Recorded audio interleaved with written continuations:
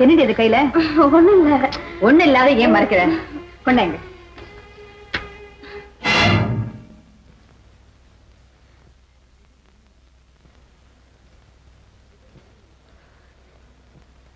இது ஒண்ணும் இல்ல இல்ல வந்து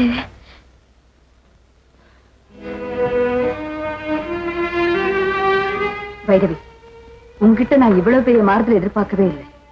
ஏன்னா இதுவரைக்கும் நம்ம 2 பேருக்குள்ள ஒளிமறைவே இருந்து கிடையாது. நான் இப்போ உங்கூட அப்படித்தான் பழகிறேன் வசந்தா. நீதான் என்ன தப்பான கண்ணோட்டத்தோட பாக்குற. இன்னமும் உன் தவற உணராம சமாளிக்கிறிய. எங்க அத்தா உனக்கு என்ன மாமனா மச்சானா? உறவு இருந்தாதாடா. பெரிய தலைவர்கள் மேதைகளோட போட்டோ எல்லாம் அவங்க உங்க வீட்டுல மாட்டி வச்சுக்கிறது இல்லையா? உங்க அத்தா பெரிய வீரர், அதனாலதான் அந்த போட்டோ வாங்கிட்டு போறேன். வசந்தா, உனக்கு பிடிக்கலன்னா அப்படியெல்லாம் ஒண்ணு இல்ல. இந்தா இத நீயே வச்சுக்க. நான் வரேன். வைரவி எடுத்துட்டு போறது போட்டோவாவே இருக்கட்டும். எங்க அத்தானும் உள்ளமும் எங்க இருக்கணுமோ அங்கே இருக்கட்டும். இல்லம்மா, அத்தா என்ன கல்யாணம் பண்ணுவாருங்கிற நம்பிக்கையே எனக்கு இல்லை. அப்படியெல்லாம் சொல்லாதம்மா. உங்க அம்மா உயிரோடு இருக்கிற வரைக்கும் உங்க கல்யாணம் நடந்தே தீரும். அதுக்காக என்னென்ன செய்யணுமோ எல்லாம் செய்வேன். முடியாதும்மா. இன்னைக்கு பைரவி வீட்டுக்கு வந்து அத்தானுடைய போட்டோ வாங்கிட்டு போனேன். எதுக்குடின்னு கேட்டா என்னென்னமோ உளறா. என்னங்க, நம்ம பொண்ணு கண் கணங்கி நிக்கிறா. அப்படியே உட்கார்ந்து இருக்கீங்களே. அவ வந்து நம்ம மாப்பிள்ளை போட்டோ வாங்கிட்டு போயிருக்காள். போட்டோ தானே வாங்கிட்டு போனா ஆளை ஒண்ணும் தூக்கிட்டு போலியா? அது கூட தான் நடக்கும். நீ கேட்காம இரு. ஒண்ணும் பயப்படாதம்மா. நீதான் பொண்ணு, அந்த ஆனந்தம் தான் மாப்பிள்ளை.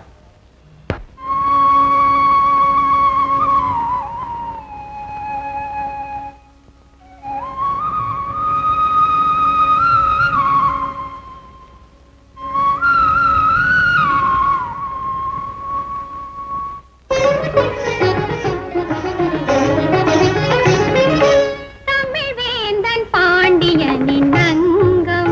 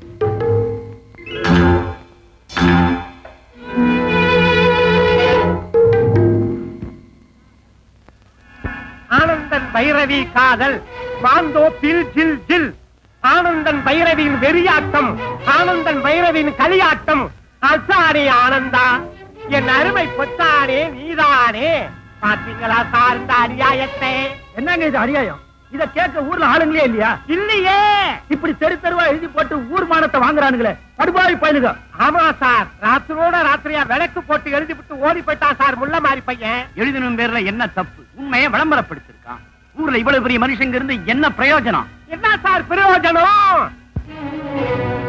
ஆஹா வணக்கம் பொண்ணை பெற்ற பெரியவரே வந்துட்டார் என்ன யோ பரமசிவம் உன் மக பைரவி அந்த ஆனந்தனோட வரப்பு வாய்க்கா தோட்டம் துறவுன்னு சுத்திக்கிட்டு இருக்காளாமே நான் கண்டிக்கிட்டுமா இல்ல ஊரே கண்டிக்கிட்டுமா முதல்ல உன்னை கண்டுக்கிறா அப்பதான் இந்த ஊரே திருந்தோம் ரொம்ப அசிங்கமா இருக்குங்க இவ்வளவுக்கும் காரணம் நீதான் எனக்கு தெரியும் உன்னை கவனிக்க வேண்டிய இடத்துல கவனிச்சுக்கிறேன்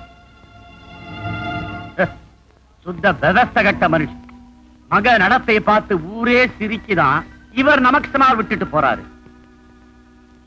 சவால் தாண்டா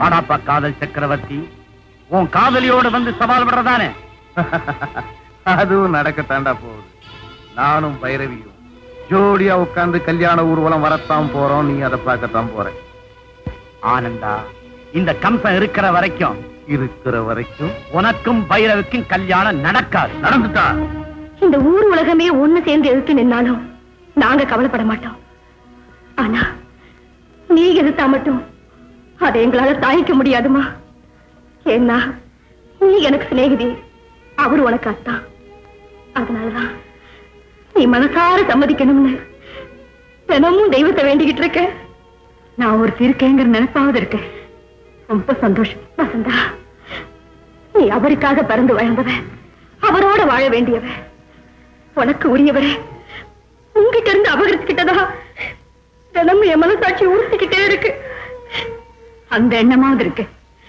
அதுவே எனக்கு போதும் அதே சமயத்துல என்னுடைய தவிப்பை ஏமாற்றத்தை மனக்குறைய எப்படி சொல்றதுன்னு எனக்கு தெரியல வசந்தா நீ கண்கலங்கினா அதை பார்க்கக்கூடிய சக்தி உங்க அத்தானுக்கு இல்லையம்மா ஏதோ இது எங்களை ஒண்ணு சேர்த்து வச்சிருச்சு இனிமே எங்களை கணவன் மனைவியா வாழ வைக்க வேண்டிய பொறுப்பு உன் கையில தாம்மா இருக்கு எனக்கு சொந்தமான வாழ்க்கையை எங்கிட்டயே தானமா கேக்குறிய என்னால கொடுக்க முடியாத கேக்குறிய என்னால மறக்க முடியாததை கேக்குறேன் வசந்தா எங்க கல்யாணம் நடக்குதோ இல்லையோ நாங்க வாழ்க்கையில வெற்றி அடைகிறோமோ இல்லையோ அத பத்தி கவலை இல்லை நீ மனசார வாயார எங்க காதல வரவேற்று ஒரே ஒரு வார்த்தை என் காதுக்குள்ள கேட்டா போதும் அவரோட நான் 100 வருஷம் வாழ்ந்த மாதிரி மன நிறைவையும் மகிழ்ச்சியும் அடைவேன் வசந்தா நீ வாயை திறந்து என் அத்தா உனக்குத்தான் சொந்தம் பைரவின்னு ஒரு வார்த்தை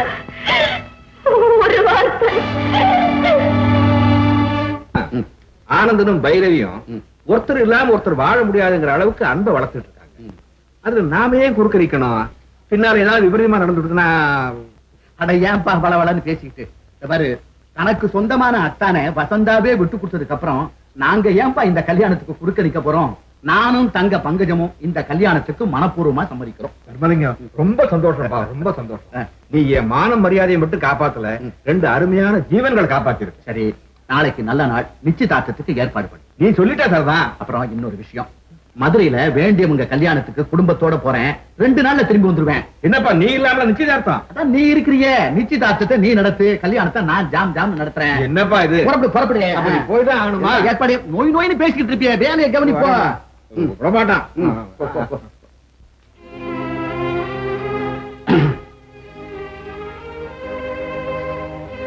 பங்கஜம் எது எப்படி நடக்கணுமோ அது அப்படித்தான் நடக்கும் அதனால மனசுல எந்த குறையும் வைக்காம நிச்சயதார்த்தத்தை நல்லபடியா நடக்கணும் ஆனந்தம் நல்லா இருக்கணும் சந்தோஷமா இருக்கணும் பரமசிவத்தோட மக பைரவிக்கும் செல்வநாயகத்தோட மக ஆனந்தனுக்கும் பெரியோர்களால திருமணம் நிச்சயிக்கப்பட்டு தாம்பூலம் மாத்திக்கிறாங்க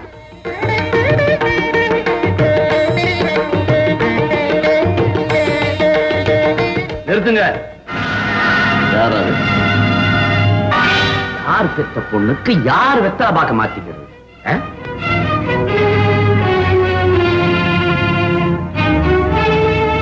முத்தையா, என்ன ஒரு நல்ல காரியம் நடக்கும்போது ஏன்பா இப்படி வந்து கலாட்டா பண்ற?